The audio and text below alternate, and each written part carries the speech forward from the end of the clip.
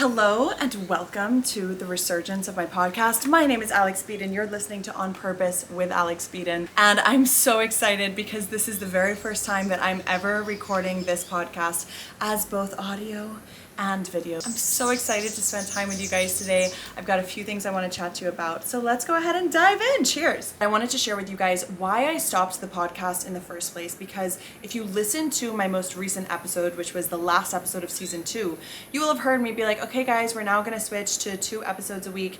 And then I just disappeared off the face of the planet. I don't know, I'm just the kind of person, I'm like, sometimes those things happen. Like sometimes life gets in the way, business gets in the way. I know for us, we had just launched Together We Launch, so we were really busy onboarding our new clients and taking care of them. I had a lot of stuff going on in my personal life, and so I just took a step back. And I want to highlight that I think that's okay, but the important part is like jumping back in and continuing to build that relationship with your audience and with your ideal clients. Now, if I had to answer the question, why did it take me so long to come back? I think the real answer is that I felt so much pressure.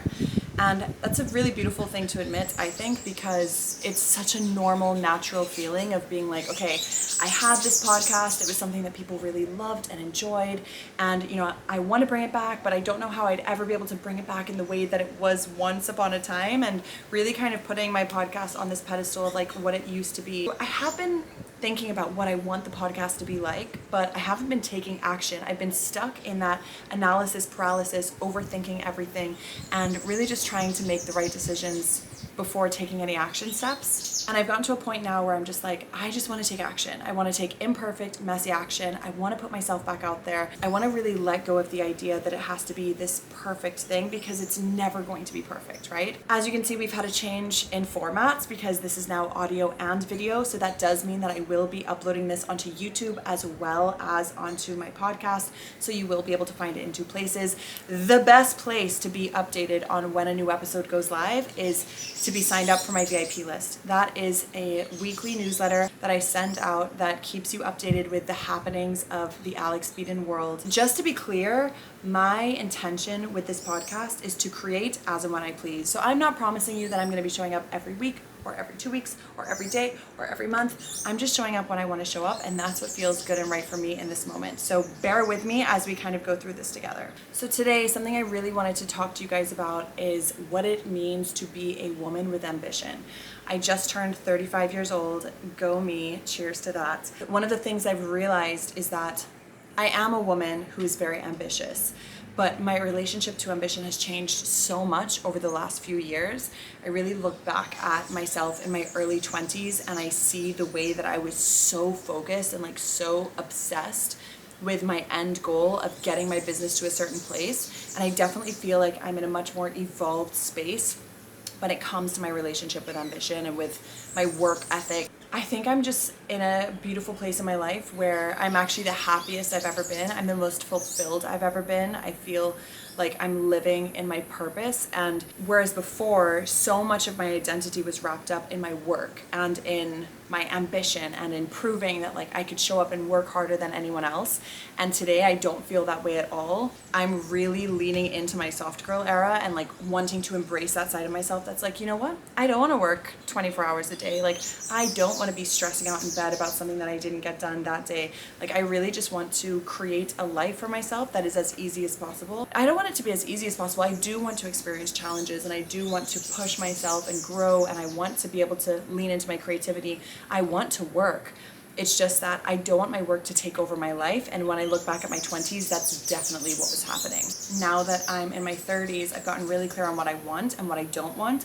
And I've become obsessed about creating that version of my life and not trying to overwork, overpush myself, hustle. I'm really focused on how do I create my life to be exactly what it is that I want through the use of boundaries, through the use of intention, through the use of being on purpose. When I first created On Purpose with Alex Beadon, the reason why I called it On Purpose is because it was like a double meaning, right? The first meaning was you were doing something on purpose, something that's in alignment with you, something that makes you feel fulfilled, something where you're like, oh yes, this is in alignment with my purpose. And then the second reason was doing something on purpose, which means doing it intentionally, doing it strategically, being very clear about what it is that you're trying to create and working backwards from that. And that has continued to remain a very clear focus of mine as I continue down this journey, even more so now because I have a better understanding now in my 30s of what my capacity is. And also I think once you reach your 30s, you know, you're older, you're wiser, and the truth is that you have less capacity than you did in your 20s. So whereas in my 20s, I could push and push and push and work and work and work and hustle and hustle and hustle, I just like really don't have it in me these days. And as I gear up to have a family of my own, as I gear up to like create this next stage and phase of my life, I know that that version of myself, that's not sustainable anymore, right? And so I've been getting really clear on like, what is it that I want and what is it that I don't want? We're kind of going through a little exercise here together in terms of like discovering what it is that you want and how to actually achieve creating content and bring content creation into your life in a way that's actually going to work for you. And so as I'm going through this activity, I want you to just know that I am also going to be sharing this in my shared Notion. I'm going to have a Notion page specifically for my VIP list where I share like all of my notes and my tidbits and my resources. If you're not on my VIP list, go and sign up and you will get access. I'm going to make sure from now on that every single email that I send out has that link so that you can quickly go and find it. I'm also, by the way, I forgot to mention this, switching away from season. So no longer will this be like season 3, episode 1. We're just gonna go straight back to where we were. I believe this is like episode 126. Hey guys, quick update from me here in the editing room. It's not episode 126, this is episode 125. And you'll be able to find the Notion links there. Let's jump in. What is it that I want to have? I want to have a multifaceted life. I don't want my life to solely revolve around my work. Having said that, work is still super important to me. I'm still a very ambitious person. Like, I do want to find a lot of purpose and fulfillment in my work, but I don't want it to be the only thing. So I want to have a very strong family and friends life. I want to feel like an active part of my community. I want to feel like I have hobbies and things that I enjoy, and I want to be able to work on myself outside of work. I don't want my only personal development tool to be my work. I want to have a multidimensional life. When I can focus on finding fulfillment outside of my work, I feel like that is what's going to allow me to really tap into my highest level of fulfillment, my highest level of passion and purpose. And I feel like in doing so, it's also acting as a model of what I want everyone else to be able to take from me. You know, when you're creating content like this, when you're putting yourself out there, when you have a business, especially a business like mine, like my business is Alex Beadon, right? Like so much of my life is shown in my business. And so I want to live a life that I'm like, I can truly stand behind this and say, this is something I'm proud of. I don't want everything to just be about work, you know? So that's like a really big theme for me right now. And so in knowing that, I also have to get clear on what I don't want. And what I don't want is to be a slave to my computer all day. I don't want to feel like I have to be here at this certain time. I want maximum flexibility in my life. And again, as I move into starting a family and entering that next chapter of my life, that's going to become even more important to me. So setting those boundaries from today and really making sure that I'm honoring that from today is going to be extremely important. I feel like up until this point, I've done a really good job of being consistent on Instagram, posting to stories, posting to reels, etc. But I want to take it to the next level by having what I like to call a meaty piece of content. This isn't important for every single business owner in the world. For my business, because I have an online business, it is very, very important. And so I know that if I want my business to be where I want it to be in the next 2 years, 5 years, 10 years, I need to learn how to create meaty pieces of content, aka podcast, YouTube, etc. Something that's not just like scrollable social media. I need to be implementing that into my daily life and finding a way to make it work for me. And that's what this episode is all about, really, is like, how can I make content creation work for me, right? So how do I get back into creating content without it being all consuming? The first thing I started with is asking myself the question, how can I make this fun? I want this to be fun. Like every time I sit down to talk to you guys, I don't want it to feel like a drag or like a chore. I want it to feel like something I'm excited to do. And so today that meant pouring myself a margarita, right? Giving myself a little drink. It meant filming outside. Like we have a new porch. This is one of my favorite spots. But the point is, how do you make it fun for yourself? The next question is, how can I make this easier? Right? So one of the big things that I was struggling with is if you have a podcast, how do you market that podcast? And so me filming this on video is also a way for me to make this easier for myself because I can take these videos, create multiple TikToks and reels out of them, and post them on other platforms, right? That is making my job easier. So that's one of the ways that I'm making it easier. Another way to make it easier that I've been trying to focus on and that I'll be focusing on a lot moving forward is having a weekly schedule where it's like every week at this time on this date, I know that I'm sitting down to record this no matter what. So really just focusing on making it a habit, a non-negotiable habit. Number 3, how can I lower my expectations? Because I've noticed with myself that I have such high expectations sometimes. I'm like, oh my God, it has to be perfect. It has to be this, it has to be that. That I was letting these little things get in my way. So for example, it's kind of bugging me right now that it's getting darker.